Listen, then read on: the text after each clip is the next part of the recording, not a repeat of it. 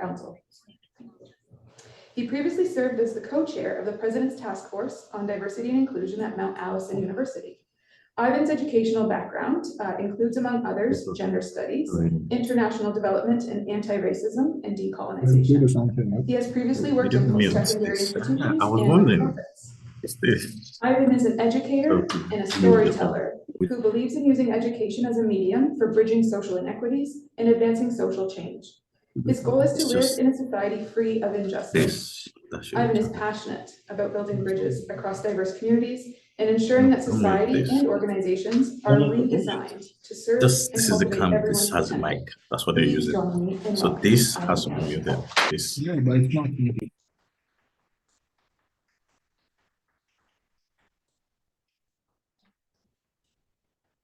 So that was a long introduction.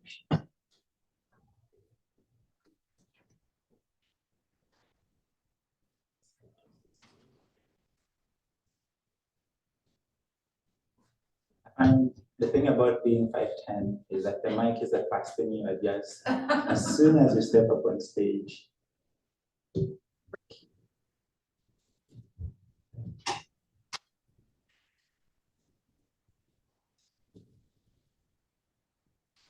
good after this. So how is everyone doing? Great. That's good. I mean, I always mention that one of the challenges about running a workshop right after lunch is that I have a big job to keep your attention because the lunch is my immediate obstacle, but I know we'll get along just fine. So yeah. Well, thank you everyone first and foremost for being here today. I know that I was mentioning this to Ashland that they were actually planning to do one of the BIPOC fairs in Moncton. And because I live in Moncton now for 4 years, I was really excited about the opportunity to participate, but then I had to go to Uganda, where I'm originally from. And unfortunately, it didn't work out. So I'm really excited by the opportunity to be here and to share with you, some of my work, but also some of the motivations that have led me to doing this work. Now, for a little bit of a background, I'm originally from Uganda. I have been born and raised. I lived there for 25 years. So when I came to Halifax initially for my education at Dalhousie, and I fell in love with the city, and every opportunity to come back for me is always, an easy yes. And when Ashland asked, I was more than happy to be able to come in. So today I'm just hoping to explore the concept of equity with all of you. Now, one thing I would like to begin by asking is, how many people are parents in this room?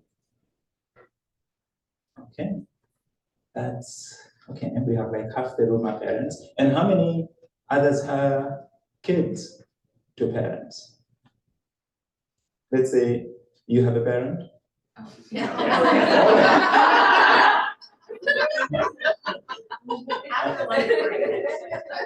And I was hoping to confirm that part because for anyone that has a parent, you've probably dealt with equity without even realizing that it is equity that you're discussing about. And if you're one sibling, or if you're two, or if you're twins, think of any every day you go to the mall and you're buying gifts, and one person wants, a toy car, the other person wants a Lego, and would you buy them both Legos or would you buy them different ones? And any attempt to actually not make that happen as it is often leads to a sense of inequity and a sense of justice. So it's like you bought someone a Lego, you bought the other person another toy, a toy car, and that becomes easily a situation where you have to be a judge. And that could mean something as simple as you trying to find a sense of restoration. You're like, okay, next time we buy everybody Legos and everybody's fine. And the reason I'm using that as an example is that it really allows us to look back to where our expectations of equity come from. And it comes very much from a young age because we want to feel a sense of fairness and we want to be heard in that process of accessing fairness. But if you do not access that level of fairness, you want a sense of restoration. And that restoration is like, someone took my toy and you're like, I want it back. That kid yelled at me, or I want them to apologize. And I think it's simple. It's simple to put it that way because you realize that inherently all of us are driven by equity because it gives us what we want. And every time we do not get what we want, we have this sense of seeking justice, which is, I want this kind of restoration. But today we are going to really explore it from a place of employment, and that's because that really is one area where we spend a lot of time. So I'm looking to start with just asking, if you went to a mall and you're shopping around and you're looking to see something potentially for your kids for Christmas, and I know it's already November, if you were looking at it and you had to buy something for 2 children, and you go to a mall and you found potentially 4 options. One of them could be a coloring book, the other one could be Lego blocks, and the other one could be a toy car. What would you buy? And you can only select 1 or 2. Like, what would you buy if you had these 4 options? Lego. You'd buy Lego. Would you buy a Lego for 1 or for 2?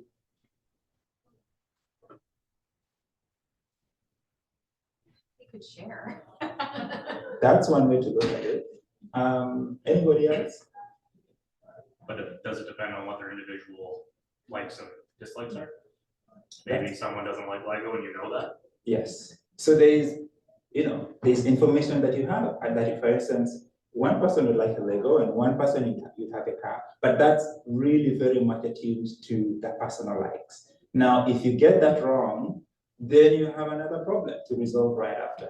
But the reason I'm using this as an example is that it gives you this sense of personal preference, but also this sense of knowledge. For instance, one person could be, employed in the organization and they're an immigrant. Now, that in itself would mean that the personal needs might be quite different. That, they may not be really, really keen on getting a Lego, but they might be keen on getting a holiday instead. And I think it's those really, really small steps that give you this sense of individual expectations around fairness.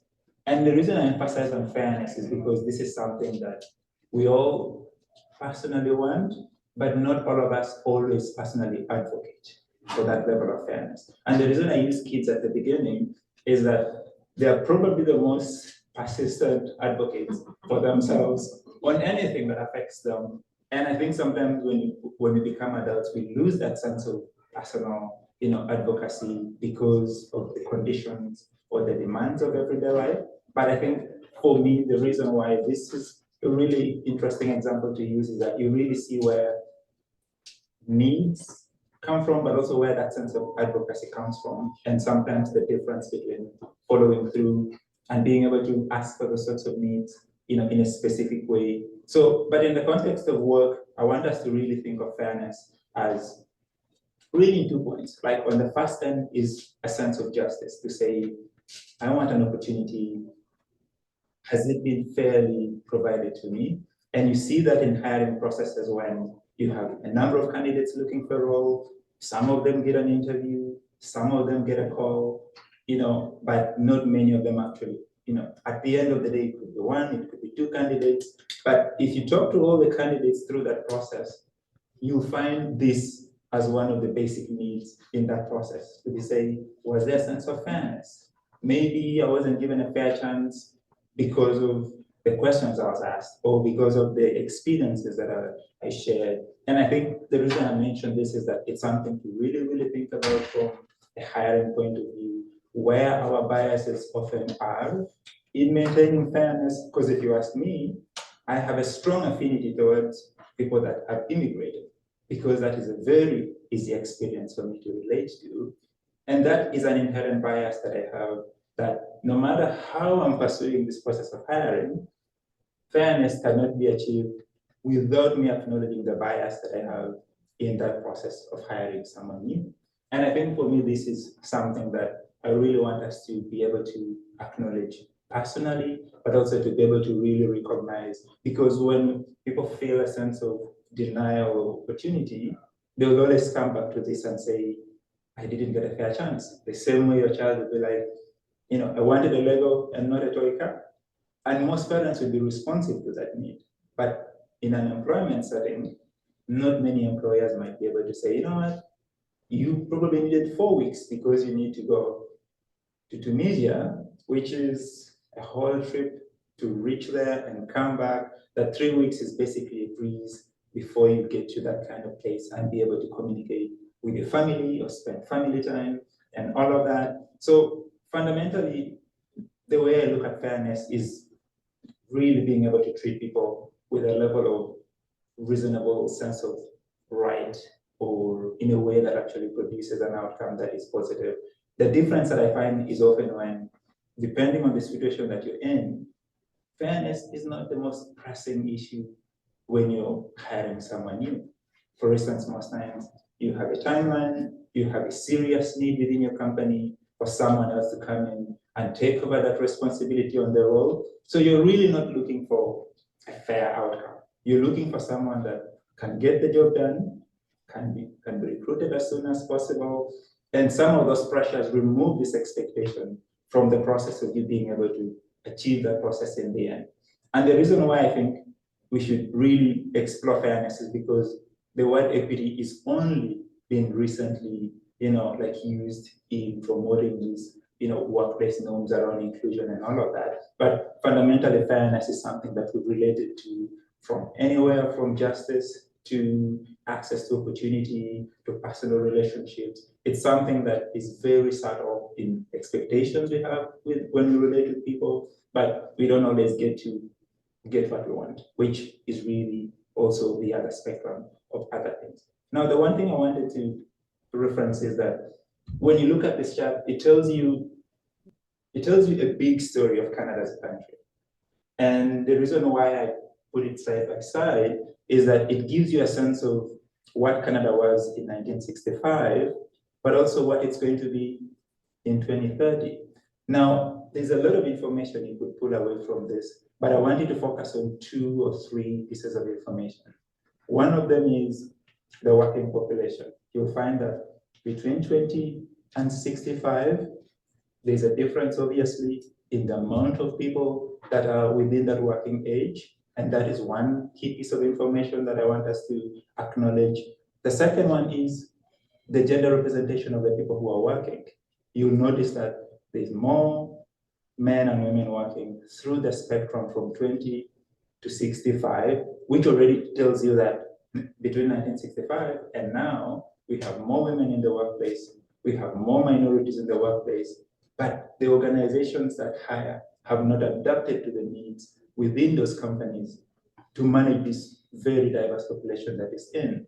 So what you're noticing now is there's more men and women, but equity as a concept, if you look at something as simple as maternity leave, is not, many organizations still do not have the concept of equity built into, for instance, maternity leave. And this is the idea that we've had 60 years of men and women in the workplace, and sometimes the remunerations are not consistent, the amount of time away is not consistent, like the support and benefits that people have are not consistent. So it gives you this sense of idea that the workplace is yet to adapt to the diversity that is within, the organization that is working with. Now, it doesn't even end there, because if you think forward to 2041, Statistics Canada predicts that 1 in 4 individuals will either be from Africa or Asia. Now that's about 15 years from now. So to think that we are even going to have more diversity in to come is already even a high expectation compared to what we already have. Now, and 2 out of 5 of those will be part of a racialized group. So you really see this growing shift to sort of say, what does the future of work look like? But how do organizations adapt to the diverse needs of the employers? But how does it also maintain a sense of fairness across the spectrum? So these are really, really urgent questions to explore, and looking at, for instance, the population will have again grown from 21% to almost 34% in terms of the racialized participation in the workplace. So all these things point us to preparing for equity as a consistent outcome within work, because it's going to be what preserves talent. It's going to be what creates economic success. It is potentially what will create a cultural workplace that actually can handle the demands and the tensions and the economics that come with the demands of work. So all of this is pointing us to really thinking of an equitable structure that produces outcomes regardless of who is working, but also considering that it's a more diverse population than we've ever had.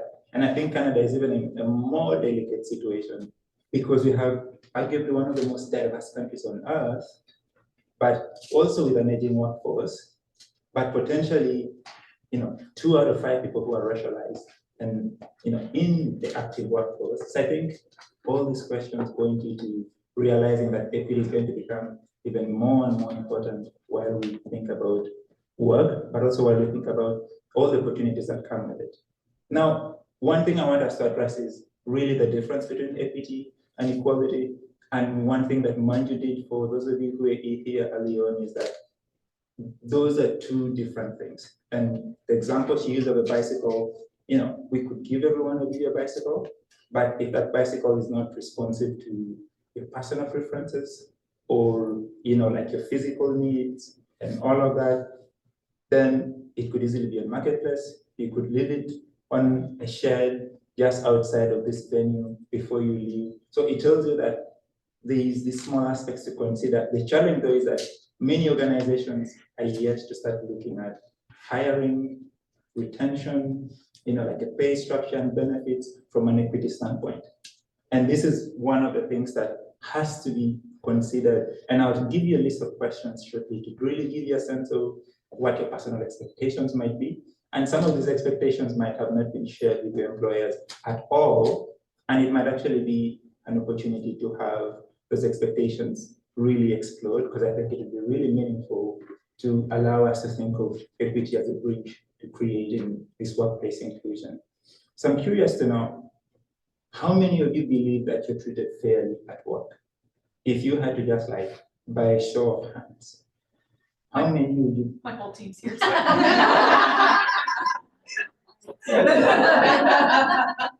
This would be a good time to really make your answers known, because you have a critical mass. So it's like, if there's anything you're like, we will put our message across very firmly today. But the reason I asked that first question particularly is that nobody ever asks it in the context of work, just the idea of fairness. And the reason why I think it's important is that generally, if you ask this question to HR, there's a good chance there's a perception behind what may have happened. If you're like, do you think I'm treated fairly in this organization? If you bring that question to any human resource professional, their response might have been like, what happened? And that is because their alarm bells are going off and they're feeling like, did something go wrong? Is something missing in our policy?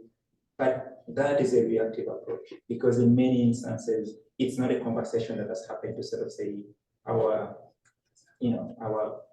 vacation policy says that every employee gets 3 weeks first start. But then if you're an immigrant from Tunisia, well, 3 weeks in a year probably won't get you to Tunisia for long. Now, I've seen organizations that up and say, we're going to create a vacation policy on top of the vacation policy that will say employees will take an extra 3 weeks. They can work anywhere they would like. It could be Cuba, it could be, but it gives people options to say, if I want to go to Uganda, I get 6 weeks. I may work for 3, but it means more time with my family than I could ever get with the 3-week vacation policy. And it's just a small addition. It's like 3 weeks. But then for someone who lives just in Lower Sackville, 3 weeks might actually be like just fine. And sometimes the difference is organizations that say, you know what, you can work from home. And I think now there's an open conversation. Can I work from home? Can I go to Tunisia and work for a little bit? But the other question I'm curious to ask is that, do you believe that the organization's promotional practices are fair? But again, the people that are hiring have hardly asked this question.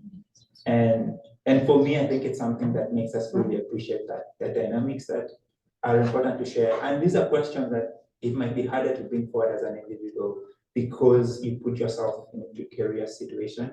But if you bring them towards as a group, for instance, if we can talk about it within this room, it's easier to say, you know what, let's have a private conversation with HR. It doesn't have to amount to anything, but let's just have a conversation and say, we want to explore this and take it forward in a meaningful way. So I'm going to run through the remaining bits, so we may not have the time to go through anything, but the last bit is around compensation. And again, there are instances when you ask, are the compensation practices fair? Do you even know what the compensation policies look like? It might be that I was hired last month. I have no idea if those conditions are fair. Nobody else is saying anything about it. And I think these are really challenging questions for organizations to explore. The challenge is that it happens within the HR because this is where talent is handled. This is where you have all these discussions. So I want us to really think forward and say, so how do we leverage diversity for success? And how do we use equity as a bridge to create business success? And I think the first step really begins with us acknowledging the dimensions of diversity. Because I think for the last many years, we've seen a large focus on inherent diversity to say race and gender and sexual orientation. But because of Canada's attraction of global talent, the second portion is really not considered. And this is really around global mindsets. You could find that the way that things are done in Ukraine or in Mexico, but you have those people working in Nova Scotian companies, has not become a conversation to sort of say, how do we leverage this talent for greater success? For things like cross-cultural functionality, there are people that work really well in global teams. That expertise is not drawn upon in the companies that are currently working with because, again, this conversation has not happened. So again, I think there's opportunities there to really expand this work and explore it in a meaningful way. The second bit is around really fostering a culture of belonging. Now, one of the things you'll notice about this is that every time someone's sense of dignity has been denied, they're seeking a sense of restoration and they're looking for a sense of justice. The same way a kid with a toy car that wanted a Lego is like, I want a Lego too. Like that in itself is that sense of justice that we're all looking to have. And the last one is belonging. And that for me is almost as basic a human need as you could think. And I think all of us in this room would agree that this is something that we're continuously working towards. So the other parts that I'm looking at for us to discuss is around the work environment.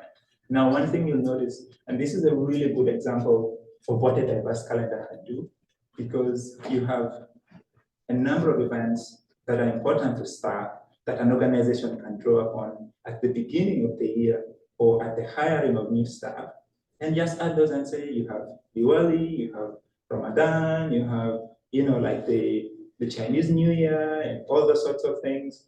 And this has led to so many outcomes. And I know this is a faint image, but there are things like increased inclusivity, a sense of strong company reputation, a sense of support, and a sense of fairness. Things like being able to have a sense of social responsibility within the communities. So in a way, I notice that more and more, there are small things that make a big difference in organizations. But these are the hardest things to do because they often need a lot of conversation and a lot of initiation, but this initiation is coming largely from staff. And no one wants to be in the bad books of HR. So I think all of you just agree. And if you're a small business owner, that's even more to ask for. And the other thing is really around skills development. One of the three reasons people leave companies is a lack of growth. And this is something that is as simple as creating opportunities internally, but it's not the easiest thing to achieve. And many times you could see all kinds of training, whether it's in-house or it's professional accreditation or financing those professional accreditations or having opportunities for external speakers to come in. And these are very small things that allow a growth culture within an organization without you having to break the bank in favor of your spending and other things. Now, the last two bits which I'll go through is recruitment initiatives. Now, one of the things I really appreciate with like the BIPOC Job Fair is that if it wasn't for events like this, there are employers that would never have any diverse talent. Now, and this becomes a perfect gateway for organizations to have diverse talent. And knowing that one thing I would hope to come out of this is actually to have more motivation for employers to actually actively participate, because you'd think if this is happening every year, I would want all the employers to be here, because the talent that they'd gain from an event like this is really, really not easy to replicate considering any other situations out there. Now, the last thing, and this is really important, is employee resource groups. Now, I know that depending on the company that you work in, these have become really, really meaningful if you're creating an environment where you have women in STEM or you have racialized people joining an organization that has traditionally been, exclusive to certain communities. And this really helps to allow employees to feel a sense of community, and knowing that that community goes a long way in creating that sense of inclusion. Now, one thing I'm going to leave with you is really the 5 things that I think are important. Now, and the reason I mentioned 5 is that this list shows a different level of things. Now, if you ask me, every organization should send out a survey that has this information and say, out of all the things happening in a company, what are the top 5 that are important to its staff? And if they identify those top 5, what can a company do to create a healthy work environment, to create opportunities for family, for vacation or personal time, or employee engagement, and all this. And for me, I think doing this really creates a sense of participation and ownership, that this is not the business that HR only has to deal with, but something that allows everyone to feel a sense of participation, but a sense of creating equity as an outcome. Because all these things that are outlined here, and this example actually is from a Nova Scotia organization, which is one of the only ones that was voted one of the best employers in Canada. And that's something I would encourage you to take a look at, the best employers in Canada, because I think it gives you a good sense of who is doing what, and what's the scorecard, and what are they doing that is different, and why should it be worth what? Like, why should it be worth noticing? So if you get a chance, like, please take a look at Canada's best employers, especially for the last 3 years. Look at the categories, but I would want you to look beyond the numbers to really see what are they doing differently that is actually creating value in creating stronger teams, creating diverse organizations, and creating an inclusive culture as a result. So this really brings me to the end, and I'm going to take you to ask any questions. I had a video, but I won't be showing it, but if you have any questions, I'll be happy to hear them.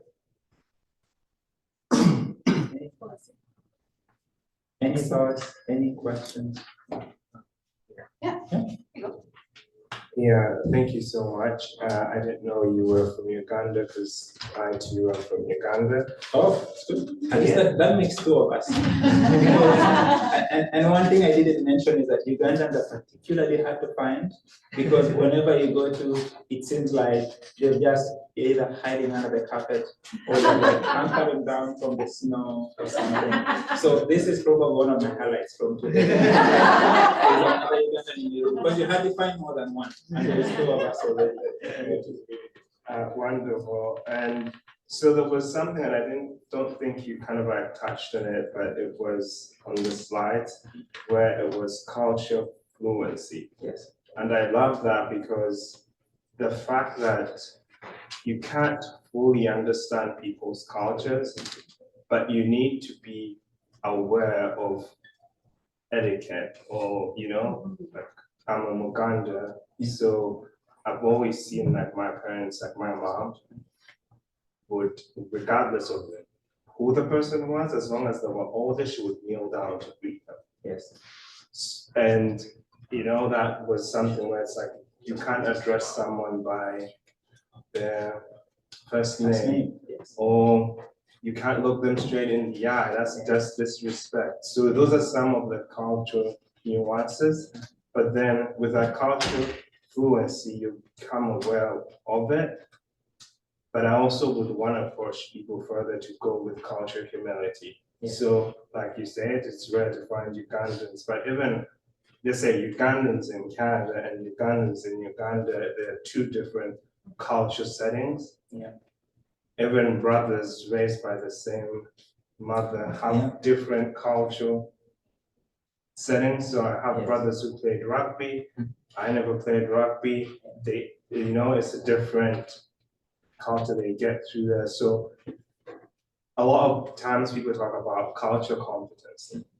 And the problem I have with it is the fact that it makes it seem like you could know everything about every culture. And then that probably leads people into stereotypes because it's like, oh, you're from Uganda, I know this about Uganda, and that's how they end up treating people. But having the humility of, I may not necessarily know what you're going through or what your culture is, or like I moved from Toronto 2 years ago, and coming to Halifax was a totally different game for me than it was in Toronto, and also from like kind of like all those things defined culture for me.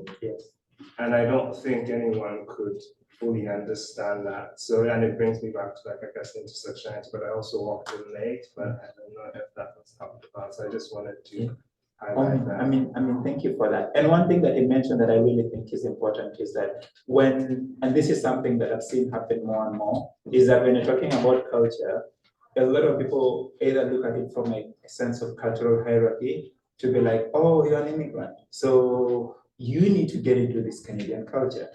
And there's this sense of integration. But the humility on the other side is to say, what is the culture like coming from Kampala in Uganda? Because our perception of reality is different, even though we're in the same room at the same time, having the same conversation. And I think this is why humility is actually a much more appropriate approach, especially for relationship competence, but also for creating trust. And trust creates, deeper relationships. And so I think there's really like a follow through in these things that allows you to be able to be a very culturally humble, but also fluent person. And I think fluency is really key, because if all of us are from 15 different nationalities, then someone needs to have the game really high up here, because otherwise someone could say something offensive and the whole room is in chaos and everything kind of escalates from there. So I think but also it's a learning curve. So there's really no rush in trying to get it right every time, but really being able to say, you know what, I do not know anything about, the diversity in India, but knowing that in my community in Moncton, there's a growing community from the Indian, subcontinent, that I basically have to go back and say, I do not know anything. Like, which part of India are you from? And what kind of religious or spiritual or cultural practices do you share? And that really gives you a lot of learning opportunity and relationship building along the way. So, yeah. But thanks for that. Yes. Thank you so much.